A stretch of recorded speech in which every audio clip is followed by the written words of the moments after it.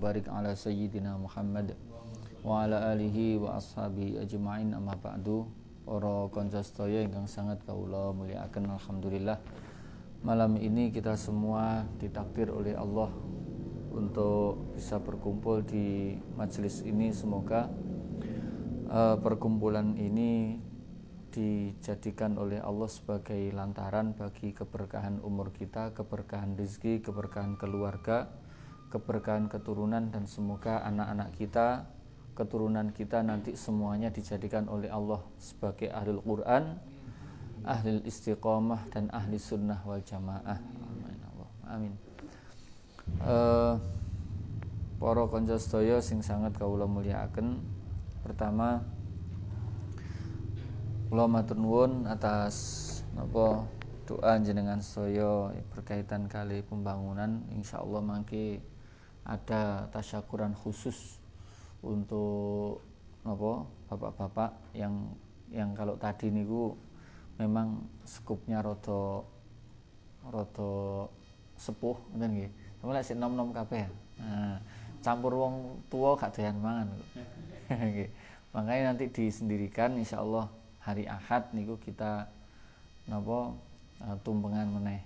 Ya, tumpengan meneh soalnya mau arep tak barengno rupane segone gak patek akeh lho, kene doyan mangan kabeh. Nggih, lek musuh wong DM iki ora kenek panganan didik kudu akeh. Nah, makanya nanti insyaallah minggu niku tasyakuran pembangunan mungkin sengaja selain memang ada hitungan khusus untuk hari Minggu itu juga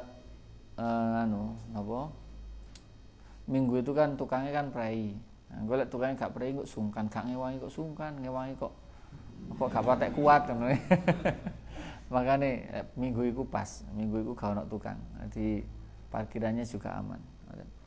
Mungkin Minggu nggih kira-kira jam 8 ngoten lah. Nanti kan pegawai kabeh iki lek Minggu lah nganggur. Nah, mungkin insyaallah nggih Minggu. Pun niku ingkang berkaitan kali niki nggih kapan-kapan kula nyuwun bantuan mungkin cukup pring nang kantor NU. Di kantor NU insyaallah niku saya cukup tak juke mungkin dipindah mriki. Pun niku berkaitan kali niki nggih kita terus berdoa semoga bangunan ini cepat bisa diselesaikan sesuai dengan waktunya, lebih cepat lebih baik, karena ini juga berhubungan dengan kelangsungan belajar mengajar, karena kita juga butuh tempat yang cukup untuk anak-anak biar nanti KBM kayak sekolah ya. Nah, jadi belajar mengajar itu bisa berjalan dengan lebih baik. Bismillahirrahmanirrahim. Tasik berkaitan dengan maksiatul badan. Maksiatul badan.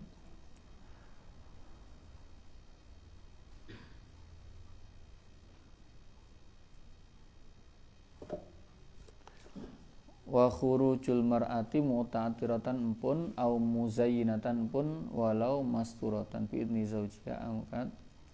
Terus wasikhru wal khurujulan metu antaatil imami saking ngabekti maring ratu, maring imam. Jadi termasuk maksiat badan itu adalah tidak taat pada perintahnya pimpinan. Di pimpinan itu kalau tingkat terkecil ya mulai dari tingkat RT, terus RW, terus dhuwure meneh desa, terus kecamatan, dan terakhir negara. Nah, bahwa taat kepada pemimpin itu memang ada dalam kalau di Quran kan wa ulil amri atiullaha wa atiur rasul wa ulil amri minkum. Taatlah kalian kepada Allah, kepada Rasul, dan para pemimpin kalian. Jadi ketaatan kepada pemimpin itu merupakan aturan dalam beragama. Jadi makanya agama itu mengatur bagaimana agar kehidupan itu berlangsung dengan baik. Maka diantaranya adalah kewajiban seseorang taat kepada pemimpin. Nah, al-khuruj anit ta'atil imam ay al-baghi alal imami wa in kana jairon. Taat kepada imam itu atau keluar dari ketaatan kepada imam meskipun imam itu adalah imam yang jair. Jair itu imam yang lacut, imamnya itu tidak adil atau zalim. Itu pun tetap ada kewajiban untuk taat kepada pemerintah yang demikian itu. Karena dalam kaidah fikih itu kan manutun bil maslahah niku lho.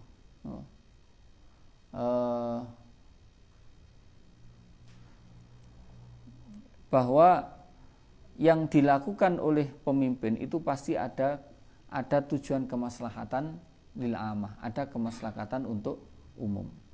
Siapapun pemimpin itu pasti dia ada tujuan untuk kemaslahatan umum.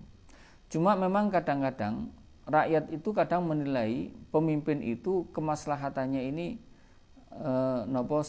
kadang-kadang tidak sesuai dengan kehendak rakyatnya. Kadang-kadang seperti itu. Tapi pada dasarnya bahwa pemimpin itu nanti ketika dia membuat aturan-aturan itu pasti ada tujuan limaslahatil amah, ada kemaslahatan umum yang menjadi tujuan. Maka qala fi zawajir wa huwa minal kabair, sehingga di dalam kitab Zawajir itu dikatakan orang yang keluar dari ketaatan kepada pemimpin itu merupakan kabair, merupakan dosa besar. Liqaulihi ta'ala, karena Allah berfirman, innamas sabilu 'alal ladzina yadhlimunan nas. Karena Allah itu berfirman bahwa bahwa kesalahan besar itu pada orang-orang yang zalim kepada manusia. Jadi begini, kezaliman seorang pemimpin atas rakyatnya itu nanti ditanggung sendiri oleh mereka. Sementara kita tetap punya kewajiban untuk melaksanakan kewajiban kita untuk taat kepada pemimpin. Nabi mengatakan ma min dzambin ajdar ay ahaqqu min ayyu ajilallahu li sahibi al-uqubatu fid dunya ma'a ma yutakhiru fil akhirah minal baghyi wa qati'atir rahim. Nabi menyampaikan tidak ada dosa yang begitu berat. Maksudnya ai ahaqqu min ayyu ajilallahu li sahibi al-uqubah. Dosa yang yang pantas disegerakan oleh Allah siksanya di dunia. Sekaligus juga ada dosa yang ada simpenan yang nanti akan ditimpakan azabnya kepada orang tersebut nanti di akhirat. Minal baghyi, dari lacut niku tidak ada ketaatan. Wa qati'atir rahim, dan memutus tali persaudaraan. Jadi mutus tali persaudaraan itu berpotensi disegerakan siksanya oleh Allah. Berpotensi disegerakan siksanya oleh Allah. Makanya orang itu bentuknya ya sangat gampang sekali kita nalar. Misalkan gini, orang itu kalau mutus tali persaudaraan, ki mestine rezeki iku gampang. Soalnya butuh duit, lek rukun karo dulure lek penak. Nah, butuh duit, tapi lek misalkan gak duwe duit, butuh nanggene dulure, tapi kebetulan dia itu gak rukun karo dulur. Ini kan repot. Nah, artinya apa? Secara nalar bahwa siksa itu, bentuk siksa itu adalah kesulitan kita dalam banyak hal. Ketika kita butuh pertolongan, ternyata seseorang itu tidak rukun dengan orang lain, maka pasti akan ditimpa kesulitan. Nah, tapi kalau orang itu rukun dengan siapapun, tidak ada masalah dengan siapapun, itu pasti dia akan mudah untuk mendapatkan apa yang diinginkan. Jadi gampangane butuh misalkan pas gak duwe dhuwit pulsane entek tapi karo Pak Totot akrab. Penak. Totot utang. Tolong isikan pulsa ngono nggih. Kok kena bajak. FB dibajak njaluk pulsa ngoten. Nah niku bahkan di dalam athar disebutkan lau baroha jabalun ala jabalin la ja'alallahu al-baghi minhuma dakkan. Seandainya satu gunung itu kok tidak patuh baro, jadi lacut atau tidak patuh kepada gunung yang lain. Di gunung itu kan ternyata juga ada koyo gunung yang indukan, ono anakan. Buktinya ono anak Krakatau, ono anak Kelut. Dan ternyata ada kepatuhan-kepatuhan itu ada. Nah, seandainya tiada kepatuhan satu gunung dengan gunung yang lain, la ja'alallahu al-baghi minhuma dakkan. Maka Allah pasti akan menjadikan gunung yang lacut itu, gunung yang tidak taat itu akan meletus dan terjadi goncangan. Wa qad khasafallahu biqarun al-la'inul ardi lamma baghiya ala qaumi. Dan Allah itu pernah menjadikan, Allah itu sudah pernah menghapus atau menenggelamkan Qarun yang dia itu dilaknat betul oleh bumi. Lamma baghiya ala qaumi, ketika Qarun itu dia berbuat lacut, berbuat zalim kepada kaumnya. Jadi ketiadaan taat kepada pemimpin itu juga merupakan satu bentuk kelacutan, berarti bentuk keluarnya seseorang dari kewajiban yang semestinya. Ya. Cuma memang begini, bahwa ketaatan itu tidak boleh terlepas dari ketaatan kita kepada Allah. Makanya ayatnya itu kan atiullah wa atiur rasul wa ulil amri minkum. Jadi ketaatan kepada pemimpin itu tidak boleh bertentangan dengan ketaatan kepada Allah. Ketika pemimpin apapun itu, mulai dari tingkat paling kecil sampai paling besar, kalau itu pemimpin memerintahkan untuk berbuat kemaksiatan yang itu melawan kepada Allah, maka wajib bagi kita untuk menolaknya. Jadi wajib bagi kita untuk menolaknya. Tetapi ketika perintahnya itu tidak ada unsur kemaksiatan kepada Allah, maka ya kita boleh untuk taat kepada pemimpin kita itu. Misalkan malam ini semuanya harus hadir untuk pesta minuman keras karena bersih desa, misalkan. Nah, itu wajib kita untuk menolaknya. Wajib untuk menolaknya karena perintahnya itu untuk bermaksiat. Tapi kalau perintahnya tidak ada hubungan dengan kemaksiatan, maka itu boleh wajib kita untuk mengikutinya. Kenapa? Karena kalaupun pemimpin itu zalim, sebenarnya zalimnya itu adalah akan dinikmati sendiri oleh mereka. Tapi kita tetap ada kewajiban untuk taat kepada pemimpin. Nah, itu khasnya Ahlus Sunnah itu begitu. Khasnya Ahlus Sunnah itu adalah mereka taat kepada pemimpin. Tapi banyak orang-orang yang kemudian dia itu ketika pemimpinnya sudah dinyatakan sebagai pemerintahan yang kufur, jadi tauhid itu ya, dikatakan sebagai pemerintahan yang tauhid karena mereka menggunakan dalil Al-Qur'an, wa man lam yahkum bima anzalallah faulaika humul kafirun, wa man lam yahkum bima anzalallah faulaika humul zalimun. Itu nggih. Nah, itu sebenarnya begini, saya ulang lagi, pernah saya sampaikan. Ini ingatan. Di Quran itu kan ada kalimat orang yang tidak menggunakan hukum Allah sebagai aturan, maka dia termasuk orang-orang kafir, maka termasuk orang-orang zalim. Nah, ini dijadikan sebagai hujjah, dijadikan sebagai dalil untuk menyatakan bahwa pemimpin Indonesia itu, negara Indonesia itu bukan negara Islam. Kalau dinyatakan bukan, berarti otomatis arahnya kepada kafir. Kalau kafir berarti pemerintahan adalah pemerintahan kafir. Nah, ini kan begitu. Napa logikanya kan begitu. Padahal sama sekali ahli tafsir itu tidak menyatakan demikian.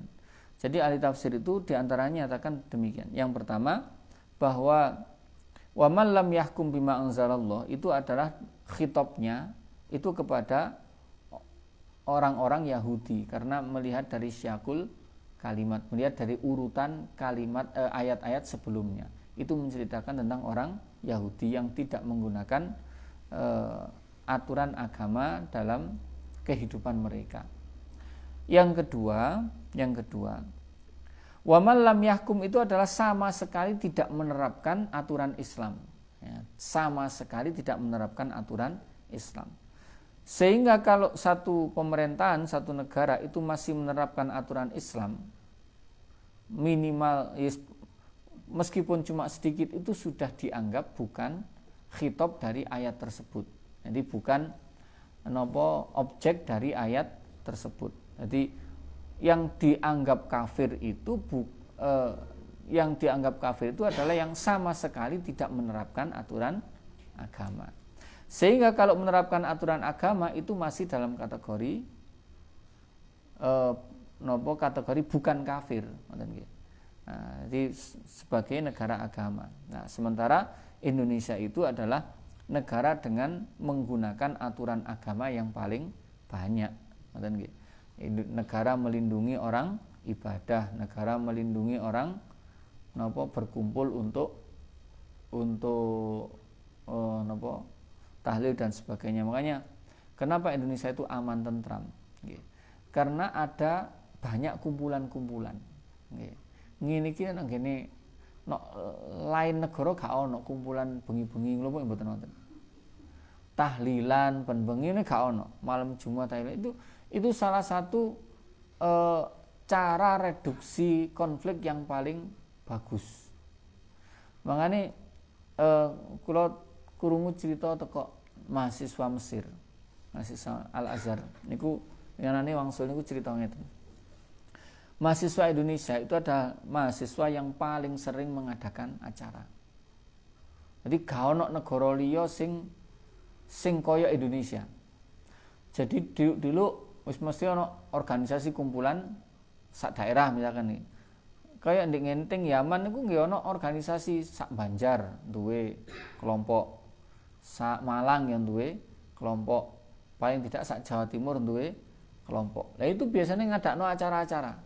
Yaitu orang Indonesia sing akeh. Liyane gak ono. Bahkan kadang orang Malaysia, orang Brunei itu melok. Soalnya mereka ndak punya kumpulan.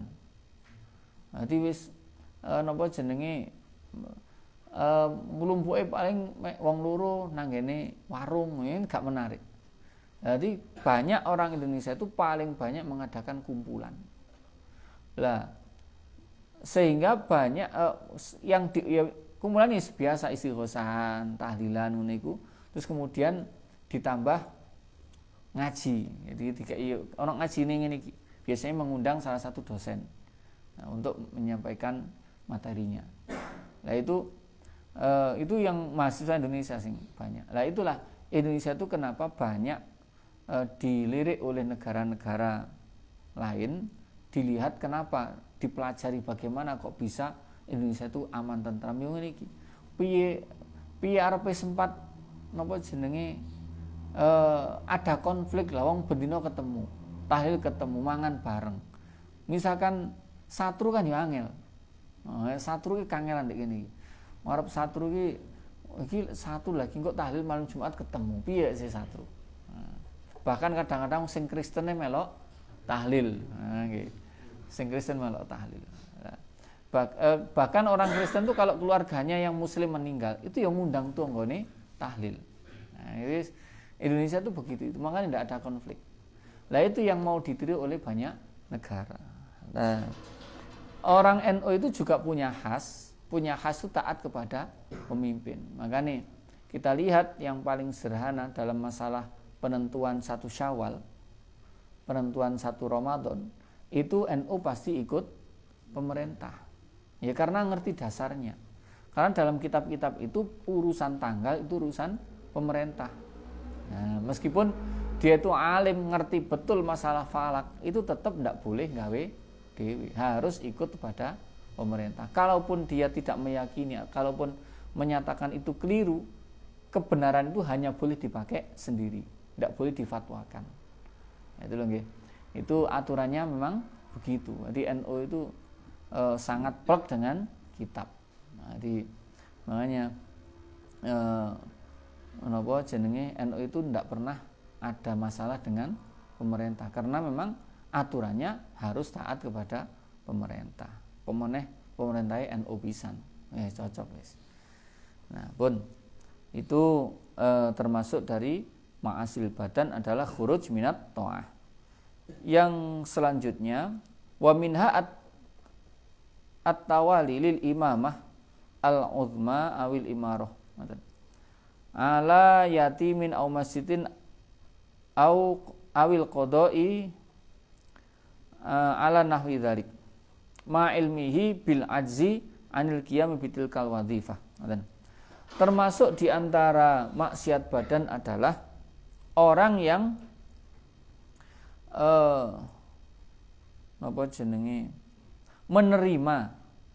menerima untuk mengurusi hartanya anak yatim, mengurusi masjid atau dan lain-lain, sementara dia tahu betul bahwa dia itu tidak mampu. Nah, ini biasanya dipakai hujah, kayak wong sing wegah ditunjuk. Nah, merasa tidak mampu, terus kemudian dia kok maksa menerima amanah itu. Lah itu yang termasuk maksiat. Nah, nanti gini, cuma gini ya. Kadang-kadang memang orang itu kan sebenarnya dia mampu, tapi dia ada perasaan bahwa dia itu khawatir kalau dia tidak mampu. Beda nggih? Khawatir tidak mampu, ambek yang pasti tidak mampu. Ini beda.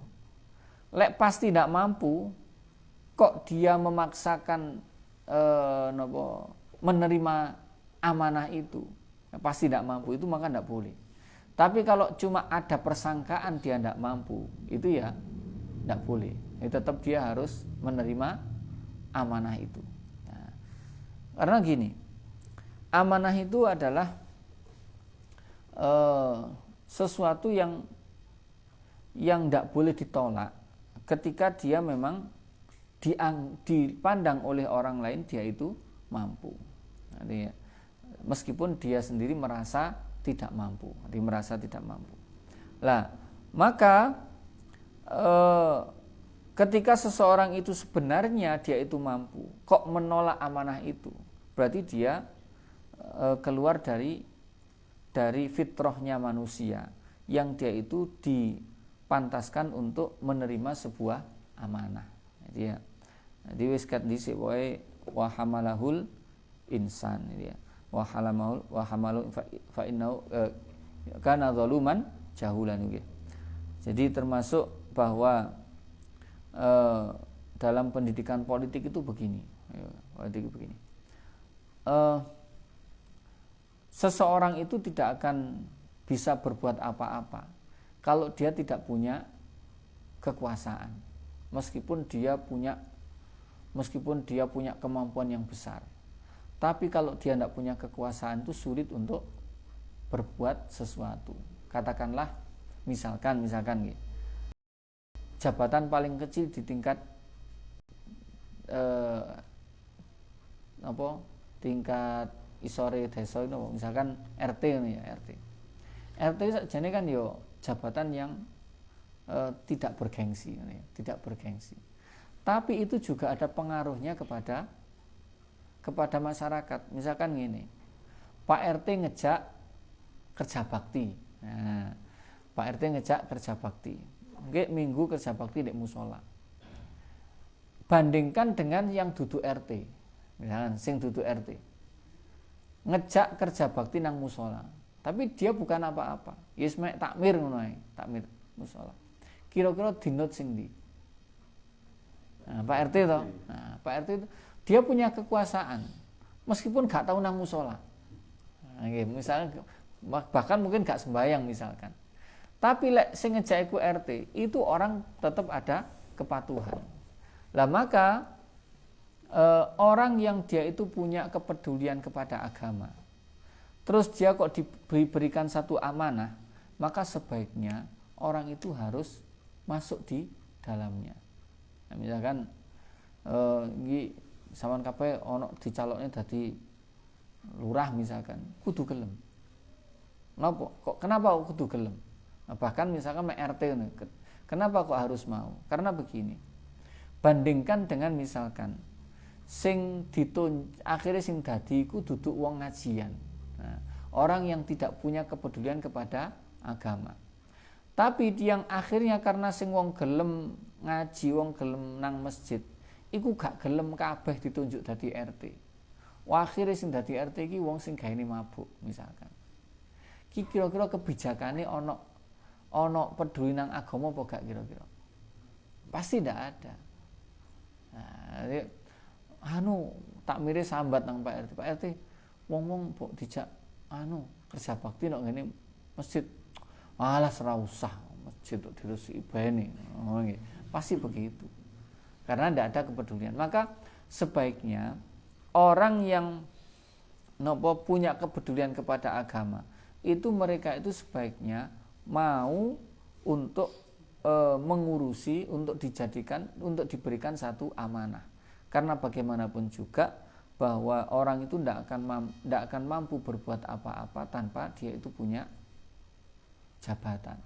Nah, jabatan. Makanya lek iso iku ya wis ngene-ngene iki. Kula seneng lek ana misalkan arek Ansor dadi lurah, dadi RT, dadi kami itu seneng. Arek wong ngajian wong masjidan dadi lurah wis seneng. Kenapa? Pasti kebijakannya berpihak pada agama. Nah, ojo aras-aras nek tunjuk dadi RT. Wis misalkan wis ngurusi apa ae kudune mau. Pak kono bayarane. Ya, paling tidak begini, paling tidak kita memang tidak ada kontribusi, kita tidak mendapatkan satu manfaat finansial. Tapi paling tidak kita bisa beribadah melalui itu. Dan jadi misalkan dengan jabatan itu kita bisa ndadekno ramene masjid, ndadekno resike masjid, ndadekno wong sing gaene napa jenenge biasanya sing rame mek jaranan tok saiki malah ana rame khataman itu kan ya seneng. Nah, makanya sebaiknya kita itu tidak serta-merta langsung menyatakan kita tidak mampu. Kalau memang sebenarnya itu bisa, ya wis langsung dilakoni. Kecuali memang benar-benar tidak mampu. Seperti contohnya gini, ada contohnya. Kanjeng Nabi itu pernah dalam hadis mengatakan gini. Suatu saat Abu Dzar itu minta dipasrai sesuatu oleh Kanjeng Nabi. Faqultu ya Rasulullah, Allah tastakmilani. Kanjeng Nabi mbok jenengan pasrah nang nggenku. Mbok kula sing kon ngurusi niki. Nah, terus Kanjeng Nabi ngeten. Qala fadoroba biyadi. Kemudian Abu Dzar menyatakan, Kanjeng Nabi terus kemudian nyekel napa pundake Abu Dzar. Terus Kanjeng Nabi ngendika ngeten. Abu Dzar, innaka dhaifun, kamu itu lemah. Kamu itu tidak akan mampu. Wa innaha imaratun. Ini adalah satu bentuk kepemimpinan yang berat. Wa innaha yaumul qiyamah khizyun wan nadamatun. Karena nanti di hari kiamat yang saya pasrahkan itu nanti ada satu tanggung jawab yang besar. Nanti kamu akan getun nanti di akhirat. Karena yang tidak getun itu siapa? Illaman akhadhaha bihaqqiha. Kecuali orang yang mengambilnya, menggunakannya itu dengan sesuai dengan aturan-aturannya. Wa atalladzi alaihi, dan dia menjalankan kewajibannya itu dengan betul-betul semampunya. Itu nanti baru dia tidak akan getun. Nah, maka ini yang menunjuk Rasulullah, Kanjeng Nabi ngerti, oh iki arek gak mampu. Lek kita itu kan napa jenenge ndak punya basiroh kayak Kanjeng Nabi. Kayak atau kayak sapa kayak Gus Dur itu kan punya basiroh yang kuat. Jadi oh kamu tak dadekno kene iki ngerti banget. Lek awak-awak iki kadang men kleru. Ketok iki Pak cah iki mampu dikongkon tibae ngletek. Ya, itu kan jadi kita itu tidak punya kemampuan seperti itu. Dia kira-kira tok. Wis kira-kira kamu mampu ya wis semampunya itu sudah dianggap cukup. Nah, karena ya wis orang itu ya wis pokoke wis ngene iku aturane sak mampune ngono. Pun niku berkaitan dengan kepemimpinan niki sekali lagi kula baleni siapapun yang orang-orang yang punya kepedulian kepada agama niku lek ditunjuk napa-napa kudu berusaha siap. Makanya kalau orang itu sebenarnya dia itu mampu, itu bahkan nyogok itu boleh. Nah, nyogok itu oleh misalkan gini, ada dua orang, sing siji iki yes bukan orang yang pantas, misalkan kudune misalkan calonan lurah sing siji iki yo gak sembahyang yo gak wis gawene mabuk pokoke bukan seorang fasik lah gampangane ngono. Sing siji yo masih yo gak pinter tapi dia isik sembahyang sik gelem nang masjid. Itu kira-kira sing pantes sing ndi? Ya, sing pantes kan yang mestinya orang-orang yang akhlaknya itu baik, yang sing tapi dia gak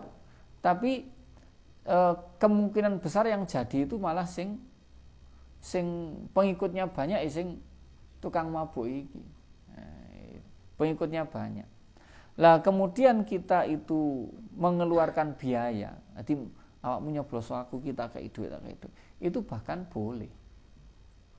Karena riswah itu adalah menjadikan perkara yang batil itu menjadi hak.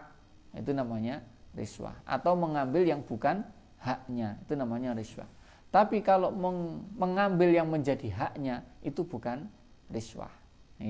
Mengambil yang memang adalah haknya maka itu bukan nyogok. Misalkan gini, dia itu punya tanah. Terus kemudian tanah itu disengketakan. Lah dia itu kepemilikannya sah, dia benar, dia juga sudah beli, suratnya ada. Tapi musuhnya itu yang merebut haknya, itu dia bisa membeli, bisa membayar kepada hakim, sehingga dipastikan nanti dia yang mestinya berhak itu malah kalah. Terus akhirnya kita juga nyogok kepada hakim, ben awake dhewe iki hak kita itu kembali, maka itu boleh. Itu bukan termasuk nyogok. Nah, bukan termasuk nyogok. Kenapa? Karena kita mengambil hak kita. Tapi bagaimana bagi hakim? Nah, ini repotnya. Nyogok oleh tapi nerimone gak oleh. Nah, ini nyogok oleh tapi nerimone gak oleh. Jadi hakim itu nerima apa enggak? Haram. Nah, tapi jari hakim haram. Wah, enak gitu. Biasanya ngoten.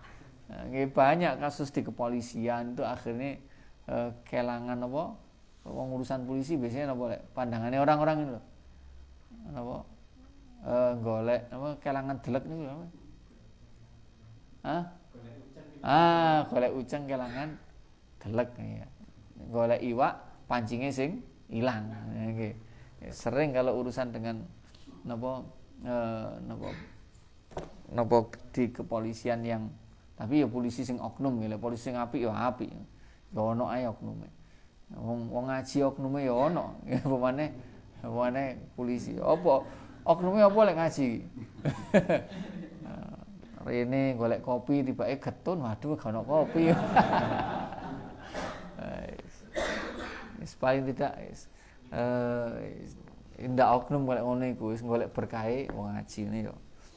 Pun Niku nggih, niku yang dua hal kemaksiatan badan yang semoga kita semua terhindar dari itu semua, dan semoga kita bisa mengikuti jejak para ulama-ulama solih, ulama-ulama salaf yang mereka semua masih berpegang teguh kepada ajaran-ajaran Kanjeng Nabi Muhammad sallallahu alaihi wasallam. Pun mboten pertanyaan? Nah, takoke aja ono tapi gak ono. Ono nggih. Pak Narji gak ono ya gak ono. Nang di mana sih gak nyanyi? Rewang. Al-Fatihah. A'udzu billahi minasy syaithanir rajim. Bismillahirrahmanirrahim. Alhamdulillahi rabbil alamin. Ar-Rahmanir Rahim. Maliki yaumiddin. Iyyaka na'budu wa iyyaka nasta'in. Ihdinas siratal mustaqim. Siratal ladzina an'amta 'alaihim ghairil maghdubi 'alaihim waladdallin.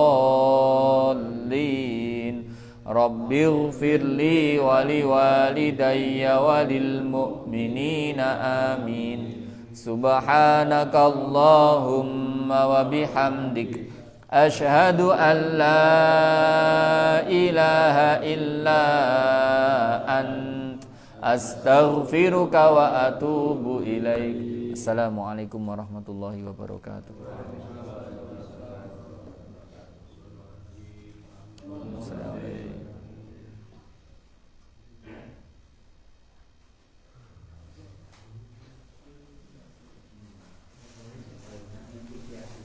Oke.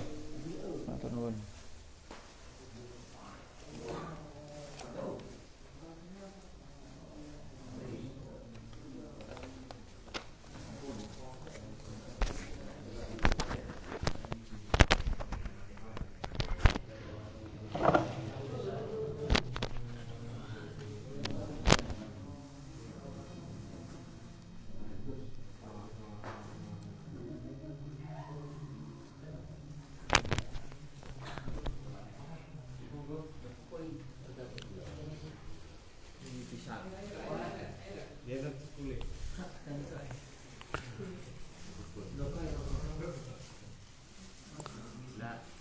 Demikian ngaji bareng Senin Kemis pada malam hari ini, semoga bermanfaat. Saya akhiri, wabillahi taufik wal hidayah. Assalamualaikum warahmatullahi wabarakatuh.